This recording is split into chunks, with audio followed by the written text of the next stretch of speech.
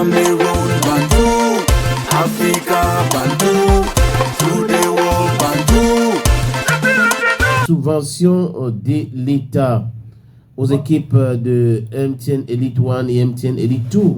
Exactement. Alors, il faut dire que c'est donc désormais fait ces clubs-là, 33 clubs au total, qui vont passer à la caisse. Oui. Et il faut dire que donc le début effectif de l'opération, c'est donc aujourd'hui au siège de la fédération. Les clubs d'Elite 1 et tout sont conviés à passer et récupérer les chèques afin de rentrer en possession de la somme indiquée pour chaque club. Voilà, donc naturellement, chaque club saura combien lui sera versé. Oui, c'est entre 20 millions et 22 millions pour les clubs de MTN Elite 1. Et pour les clubs de MTN Elite 2, c'est entre 8 millions et 10 millions. Ils recevront ces chèques-là pour aller déposer ça dans les banques et non les microfinances. Suivez mon regard parce qu'à l'époque, c'était un peu compliqué pour l'Africa Foot de tracer tout cela. Et c'était facile pour certains présidents des clubs de jongler. Maintenant, c'est dans les banques. Et tu te rappelles, on avait dit ici que l'ancien porte-parole de Samuel Eto'o fils, NS Obama, était dans le mensonge. Mais modestement. Parce que lui, il avait dit que l'agent comptable du ministère des Finances auprès de l'Africa Foot recevait les ordres chez le ministre Narcisse Moelle Kombi. Parce que c'était le même agent comptable du MINFI auprès du MINSEP. Mais seulement, tu ne peux pas être agent comptable du MINFI auprès d'une structure et c'est une autre structure qui te donne l'ordre. Donc, ce n'était pas correct de sa part et on avait compris que c'est parce qu'il avait ses comptes à régler. Il avait les problèmes à régler compte tenu du fait que son ancien collègue est plus proche aujourd'hui de Samuel que lui. Donc, il voulait régler ses comptes et c'est pour cette raison qu'il avait dit ce contre-vérité-là. Mais la vérité aujourd'hui, c'est quoi? C'est que l'ordonnateur de cette subvention de 560 millions, c'est le président de la Fédération camerounaise de football. Et le président de la Fédération camerounaise de football a déjà travaillé avec l'association nationale, du moins l'association nationale de footballeurs camerounais a travaillé avec des clubs.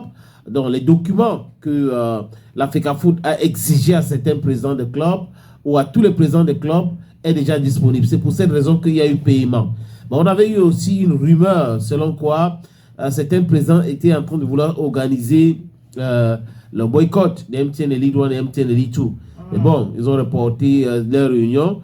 Pour le rappel aussi, c'est que le 18 décembre dernier de l'année 2024, le ministre du Sport, Narcisse Moelle Kombi, avait réuni en sein de son ministère certains présidents de clubs. Ce n'était pas les 33 parce que c'était 8 présidents de clubs qui étaient présents sur 33 parce que les autres n'ont pas voulu partir, ils ont envoyé des représentants.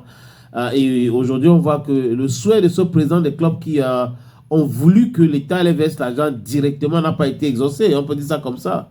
Les prières n'ont pas été exaucées parce que l'État passe toujours par la fédération pour sponsoriser le football local. Et l'État a dit clairement que cet argent, c'est pour le salaire des joueurs et des encadreurs. Donc, Lucien Motomo et l'Association nationale de footballeurs camerounais vont veiller à cela, que les clubs payent le salaire des joueurs. C'est ce qui se passe. Donc, voilà la vérité.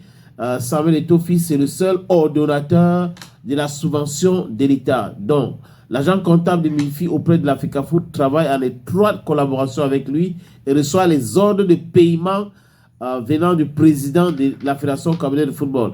Si le président dit on ne donne pas l'argent à Gaël, sachez qu'on ne va pas te donner l'argent.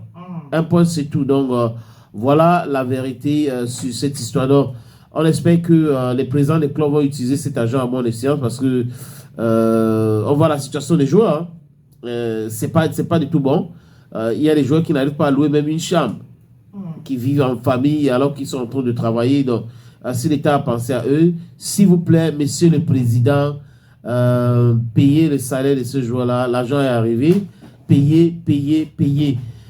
Ils ont vraiment besoin de leur salaire. Ne prenez pas cet argent-là pour faire autre chose. Bon, espérons qu'ils nous entendent et qu'ils vont écouter aussi les exigences du président de l'Africa Foot qui a refusé toute négociation.